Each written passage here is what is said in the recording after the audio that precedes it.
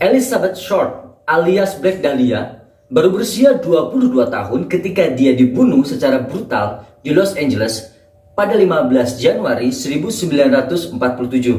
Nah, kemudian kematiannya yang tidak wajar ini membuat kasus ini menjadi salah satu kasus pembunuhan yang paling legendaris sepanjang masa. Meskipun kita mungkin tidak pernah tahu siapa yang membunuh Black Dahlia, membahas kasus ini di masa sekarang masih memiliki sensasi yang sama apabila dibandingkan dengan membaca koran terbitan Januari 1947. Nah, hal ini menegaskan kalau kasus ini memang sangat sulit untuk dilupakan.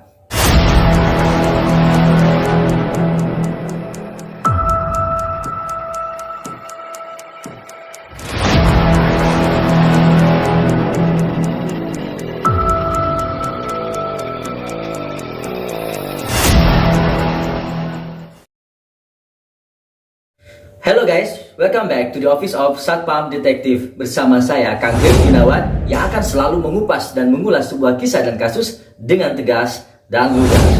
Dan bagi kalian yang baru bergabung dengan channel kami, jangan lupa untuk klik subscribe dan tekan tombol loncengnya agar kalian mendapatkan notifikasi tentang video-video kami yang lainnya yang tak kalah seru. Oke guys, di kesempatan video kali ini kita akan membahas sebuah kasus dari requestannya Mas Faza Rifki. Terima kasih Mas atas requestan dan sarannya, yaitu kasus yang dikenal dengan sebutan Black Dahlia. Ini kasus yang sangat famous banget, salah satu kasus pembunuhan yang paling brutal sepanjang sejarah Amerika Serikat. Pokoknya kasus Black Dahlia ini merupakan sebuah kasus yang unsolved atau tidak terpecahkan dan paling terkenal di dunia menurut majalah Times. Bagaimana kisahnya? Kita langsung ke kisahnya.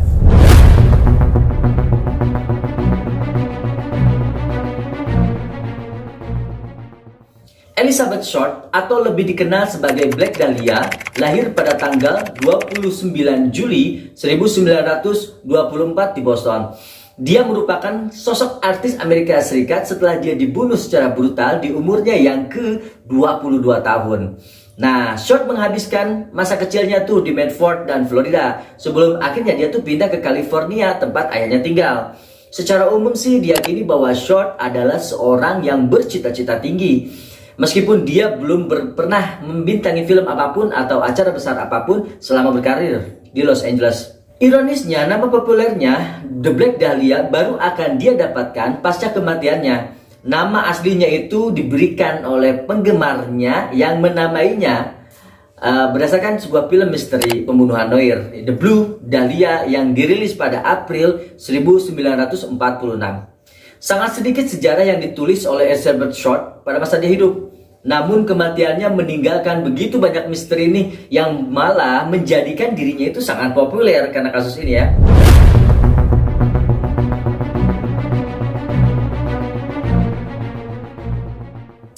Pada 15 Januari 1947, mayat Elizabeth Short ditemukan di kawasan Leimert Park, Los Angeles.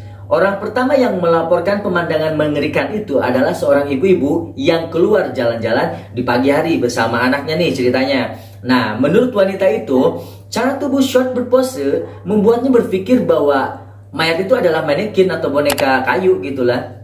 Tapi saat dilihat lebih dekat, mengungkapkan kengerian yang sebenarnya di TKP itu.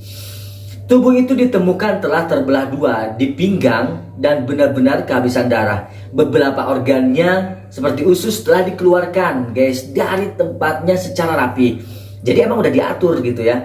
Nah, potongan daging telah dipotong dari paha sampai ke payudaranya. Oh gila, pokoknya dari bawah sampai ke atas. Dan perutnya penuh dengan kotoran alias feces. Pokoknya membuat beberapa orang percaya bahwa dia telah dipaksa untuk memakan kotoran manusia sebelum dia dibunuh. Gila kan? Ini benar-benar orang yang psikopat banget. Namun mutilasi yang paling mengerikan adalah luka robek di wajahnya. Pembunuhnya telah mengiris setiap sisi wajahnya dari mulai sudut mulutnya ke telinganya menciptakan apa yang dikenal dengan Glasgow Smile. Pokoknya ini benar-benar sangat psikopat banget. Terlalu sedikit darah yang ditemukan membuat detektif Departemen Kepolisian Los Angeles menyimpulkan bahwa dia tuh dibunuh tuh di tempat lain sebelum ke Leimert Park, dibawa ke Leimert Park ya.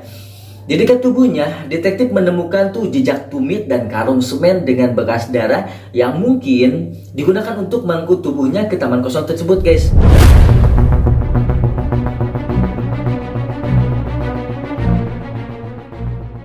Dalam penyelidikan, Los Angeles Police Department atau LAPD menghubungi FBI untuk membantu mengidentifikasi tubuh dengan mencari database sidik jari yang tertinggal. Nah, sidik jari Short muncul dengan cepat dalam pencarian digital database tersebut. Elizabeth Short memiliki beberapa catatan kecil pelanggaran. Nah, salah satunya adalah karena kepergok minum di warteg di bawah umur. Nah, FBI kemudian merilis foto Short kepada pers. Foto tersebut diambil dari database tersebut. Nah, sementara itu, Ibu Elizabeth Short, Pobis Short, tidak mengetahui kematian putrinya sampai wartawan dari The Los Angeles Examiner meneleponnya dengan berpura-pura bahwa Elizabeth telah memenangkan kontes kecantikan. Nah, para wartawan itu sempat menanyai si ibunya berbagai macam tentang si Elizabeth gimana, pokoknya kepo lah gitu ya. Sebelum pada akhirnya mengungkapkan kebenaran yang mengerikan bahwasanya putrinya itu udah dibunuh dan mayatnya telah dipotong-potong dengan cara yang tidak manusiawi dan sadis. Pokoknya wartawan yang sangat goblok ya, membagongkan wartawannya ya. Bukannya ngasih tahu malah ya begitulah.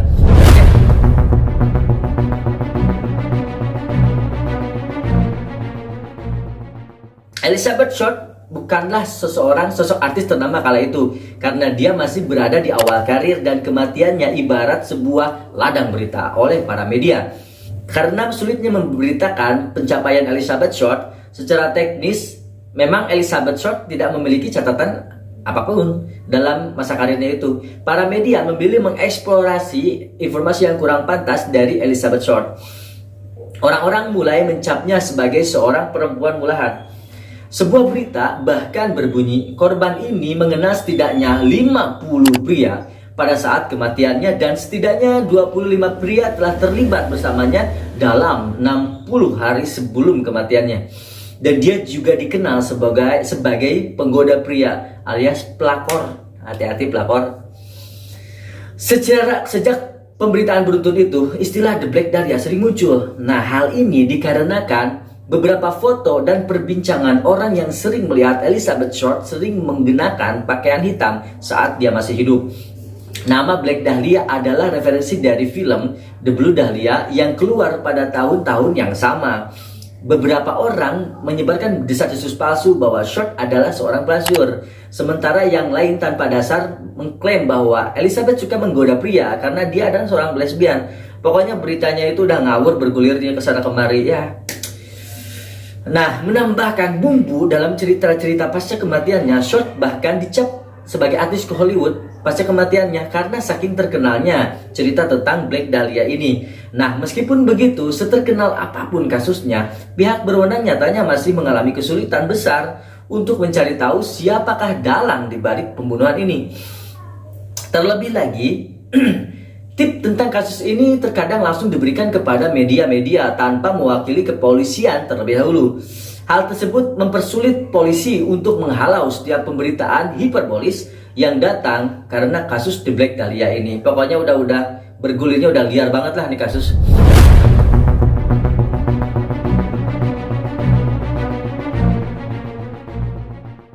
Pada tahun 21 Januari, pada tanggal 21 Januari, penyidik menerima telepon dari seorang yang mengaku sebagai pembunuh Black Dahlia. Orang itu mengatakan bahwa dia akan mengirimkan barang-barang milik Short melalui pos sebagai bukti klaimnya. Tak lama kemudian, pada tanggal 24, penyidik menerima paket dengan akte kelahiran Elizabeth Short, foto, kartu nama, dan address book yang bernama Mark Hansen.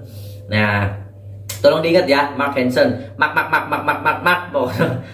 Biar nggak lupa ya. Hai. Oke. Oke guys, jadi soalnya nama ini akan kita bahas lagi nih di belakangnya di salah satu teori pembunuhan Dahlia nanti. Oke. Juga disertakan dalam paket tersebut sebuah surat. Nah, surat itu berbunyi, "Aku adalah sang pembunuh." Wih, pede kan? Ya. Oke. Semua barang-barang ini telah dicek dan tidak ditemukan adanya sidik jari apapun kecuali di amplop. Namun sidik jari tersebut rusak dan tidak sempurna, membuatnya tidak bisa dianalisa. Pada tanggal 26 Januari, surat lain pun datang.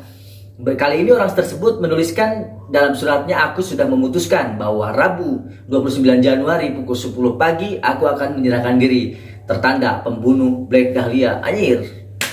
Dalam surat tersebut terdapat lokasi penjemputan sang pelaku. Namun, di saat ditunggu di lokasi tersebut, sang pengirim surat sudah tidak menampakkan diri atau alias di PHP lah. Gitu ya. Pasca kejadian itu, sebuah surat lain pun muncul. Surat itu berbunyi, aku berubah pikiran. Jadi orangnya tuh gimana ya? Pelintar. Oke. Setelah aku pikir matang-matang, wanita itu memang benar-benar pantas mati. Aku tidak jadi menyerahkan diri. Lagi-lagi surat ini dicek, sidik jarinya pun tidak ditemukan. Rangkaian surat tersebut nampaknya menyakiti harga diri kepolisian LAPD. Hal tersebut membuat penyelidikan ini pun diperluas, bahkan tercatat ada sekitar 200 orang yang mengaku sebagai pelaku pembunuhannya. Nah, mereka dimulai dari ibu rumah tangga, pendeta, tentara, hingga para penipu. Wih, laku pokoknya mah.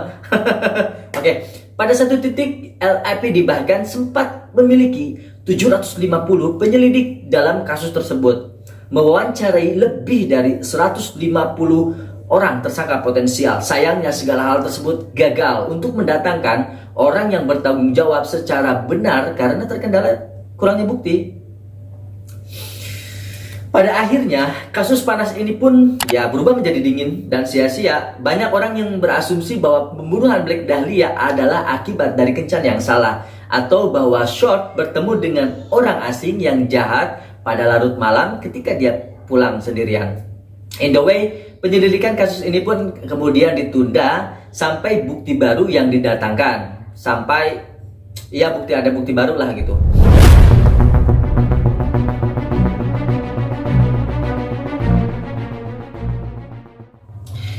Setelah lebih dari 70 tahun, penyelidikan kasus pembunuhan Black Dahlia ini sebenarnya sih masih tetap terbuka. Hal ini didasari dari keyakinan bahwa suatu hari nanti akan ada bukti baru yang dapat setidaknya memberikan nama dari sang pelaku.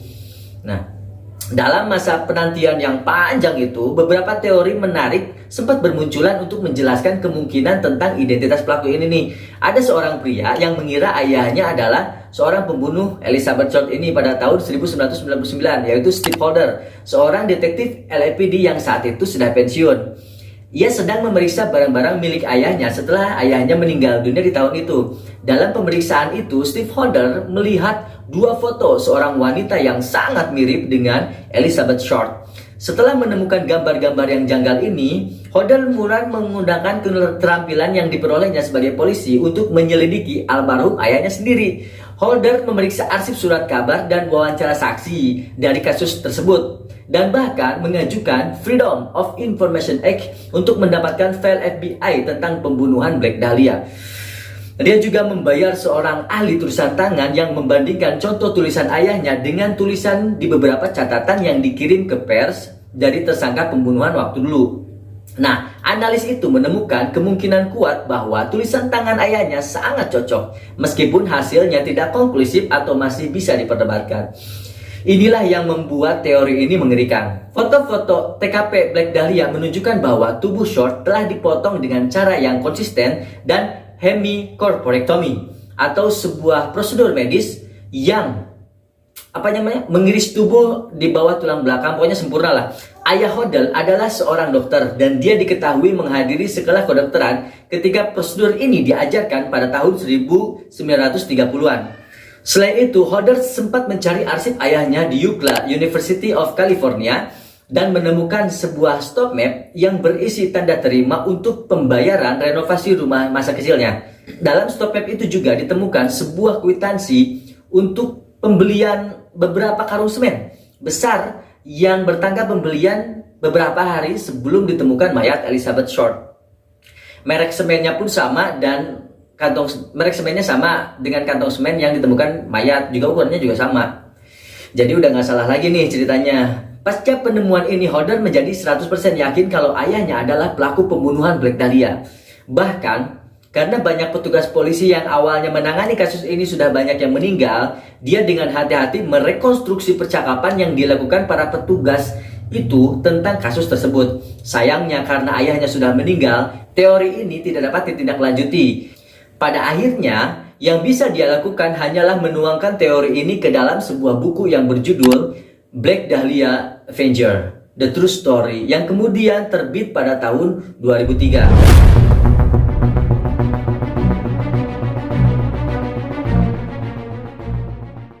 Pada tahun 2017, penulis Inggris Pew Itwell mengumumkan bahwa dia akhirnya telah memecahkan kasus yang telah berlangsung selama beberapa dekade ini dan menerbitkan temuannya dalam buku berjudul The Black Dahlia Red Rose: The Crime, Corruption, and Cover-up of American Greatest Unsolved Murder. Bahasa Inggris. Pelaku sebenarnya menurut dia adalah Leslie Dillon, seorang pria yang secara singkat dianggap sebagai tersangka utama tetapi akhirnya dilepaskan. Menurut Itwell, Dillon yang bekerja sebagai pelayan membunuh Short atas perintah Mark Hansen, pemilik klub malam bioskop lokal yang merupakan bosnya Dillon. Hansen adalah tersangka lain yang akhirnya dibebaskan dan merupakan pemilik dari sebuah address book yang telah dikirimkan ke penyidik yang dulu, atau surat yang udah dikirimin sama si pembunuhnya, yang mengaku si pembunuhnya ya waktu dulu. Oke. Dalam sebuah interogasi, Mark Hansen mengatakan bahwa address book tersebut adalah sebuah hadiah yang pernah dia belikan kepada Elizabeth Short. Short dilaporkan pernah tinggal bersama Hansen beberapa malam dan dia adalah salah satu orang yang dilaporkan berbicara dengan Elizabeth Short sebelum kematiannya via panggilan telepon, jadi teleponan. Itwell menuduh bahwa Hansen tergila-gila dengan Short dan mendekatinya, dan kala itu Elizabeth Short menolaknya. Karena patah hati, dia meminta Leslie Dillon untuk membereskannya. Hansen tampaknya tahu bahwa Dillon mampu untuk membunuh, tetapi dia tidak menyadari betapa gilanya si Dillon ini sebenarnya. Itwell juga menemukan dari catatan kepolisian bahwa Dillon mengetahui detail kejahatan yang belum dirilis ke publik. Detail itu adalah bahwa Short memiliki tato mawar di pahanya yang telah dipotong dan dimasukkan ke dalam vaginanya. Sementara itu, Dillon mengaku sebagai calon penulis buku kriminal dan mengatakan kepada pihak berwenang bahwa dia sedang menulis sebuah buku tentang kasus Black Dahlia, yang tentu saja buku tersebut tidak pernah terbit. Terlepas dari semua bukti yang mengarah kepadanya, Dillon tidak pernah didakwa dengan kejahatan tersebut. Itwell mengklaim bahwa dia dibebaskan karena hubungan Mark Hansen dengan beberapa oknum di LAPD. Sementara Itwell percaya bahwa departemen itu korup sejak awal. Dia juga berpikir bahwa Hansen berkontribusi besar terhadap korupsinya dengan mengeksploitasi hubungannya dengan petugas tertentu. Penemuan lain yang mendukung teori Itwell adalah TKP yang ditemukan di sebuah motel lokal. Selama penelitiannya, Itwell menemukan laporan dari pemilik Astor Motel yang bernama Henry Hubman. Pada pagi hari ini, pada tanggal 19 Januari 1947, dia sempat memeriksa salah satu kabin di motel tersebut dan menemukan ruangan itu berlumuran darah dan kotoran. Di kabin lain, dia menemukan bahwa seseorang telah meninggalkan satu ikat pakaian wanita terbungkus kertas coklat yang juga berlumuran darah. Alih-alih melaporkan kejahatan itu, sang pemilik motel, Henry Hoffman, hanya membersihkannya saja karena dia telah ditangkap 4 hari sebelumnya karena memukuli istrinya atau KDRT. Jadi tuh dia nggak mau ambil resiko bertemu lagi dengan kepolisian, bahkan sebagai saksi pun. Jadi nggak mau berusaha lagi lah sama polisi gitu ya. Itwell percaya bahwa motel tersebut adalah tempat Short dibunuh. Laporan saksi mata mengklaim bahwa seorang wanita yang mirip banget dengan Short terlihat di motel sesaat sebelum dia meninggal. Teori Itwell belum terbukti karena semua orang yang terlibat dalam kasus pembunuhan Black Dahlia ini yang asli kemungkinan udah pada meninggal semua, dan bahkan dokumen resmi asli pun tetap terkunci di brankas. Namun Itwell tetap yakin dengan temuannya dan benar-benar percaya bahwa dia telah memecahkan kasus pembunuhan Black Dahlia yang misterius dan mengerikan ini.